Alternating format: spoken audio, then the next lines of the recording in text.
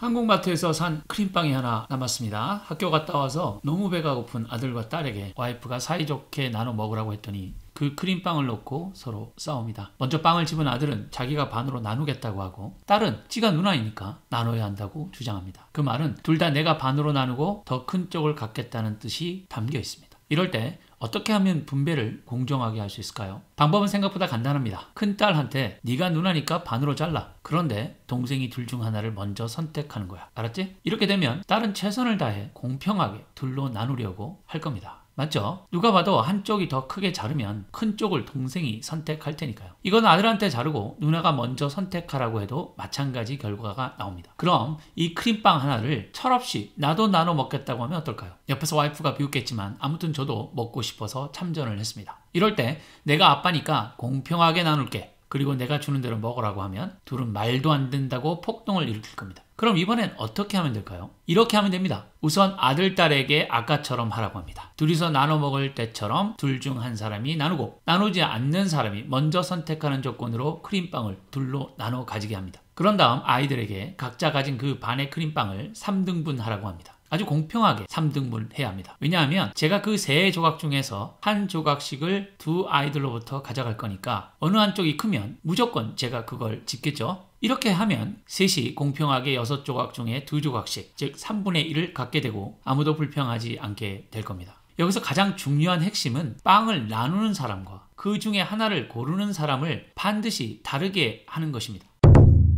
자, 마지막으로 제 아내가 마음을 바꿔 자기도 먹고 싶으니까 나눠 먹자고 합니다. 그럼 어떻게 할까요? 이렇게 하시면 됩니다. 딸이 처음처럼 크림빵을 둘로 나누고 아들이 그 중에서 하나를 고릅니다. 그리고 둘은 각자의 크림빵을 또 둘로 나눕니다. 그리고 나서 제가 아들, 딸로부터 한 조각씩을 갖습니다. 그럼 아들도 딸도 한 조각씩을 갖게 되고 저만 2조각을 가지게 되죠. 그리고 끝으로 제 아내는 제가 가지고 있는 2조각에서 원하는 한 조각을 가져갑니다. 이렇게 하면 네 사람이 서로 어느 정도 인정할 수 있는 공정하고 공평한 나눔이 이루어졌습니다. 이 부분에 대한 수학적 분야는 게임 티어리입니다. 이 게임 티어리는 사실 국가 간의 전쟁과 같은 극단적인 상황이 주어졌을 때 그 전쟁에 참여한 나라들의 이해관계와 역학관계를 수학적으로 해석해서 어떤 선택이 전쟁에서 내가 이길 수 있게 하는지에 대한 논의를 포함해 아주 복잡한 국제관계에서 생기는 분쟁을 어느 정도 공정하게 해결할 수 있는 해법을 제시하기도 합니다. 빵 한쪽을 나누는 방법은 4명을 넘어 하나를 N 사람이 나눌 때 어떻게 해야 하는지에 대한 방법도 있습니다.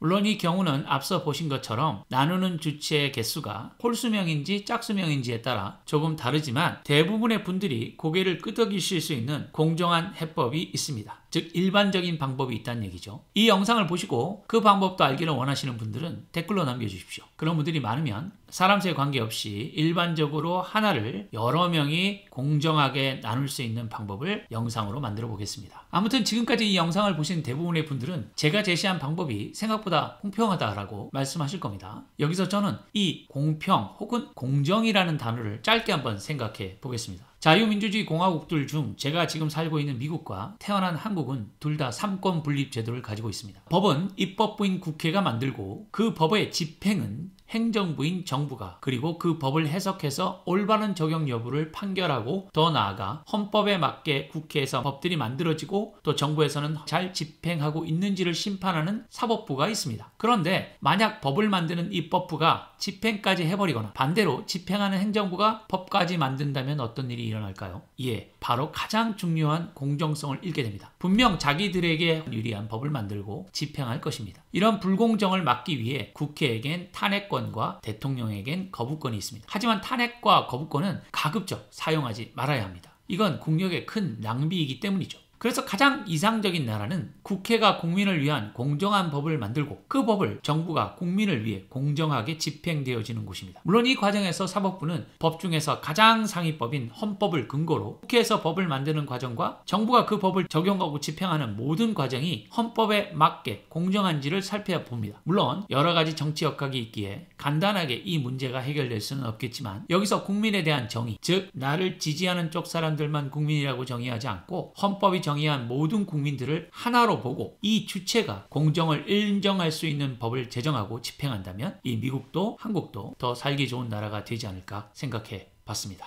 새해 2025년 모두 행복하고 건강하시기를 기도하겠습니다. 시청해주셔서 감사합니다.